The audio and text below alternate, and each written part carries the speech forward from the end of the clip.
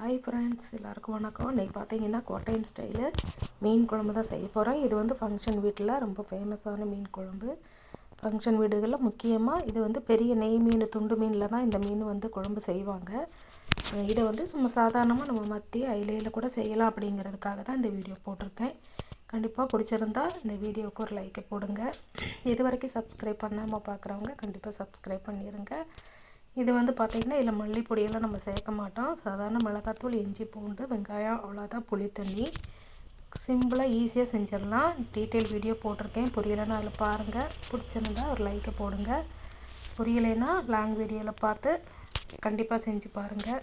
செஞ்சு பார்த்துட்டு பிடிச்சிருந்தேன்னா ஒரு லைக்கை போடுங்க. நம்ம சேனலை இது வரைக்கும் சப்ஸ்கிரைப் பண்ணாமல் பார்க்குறவங்க கண்டிப்பாக சப்ஸ்கிரைப் பண்ணிடுங்க.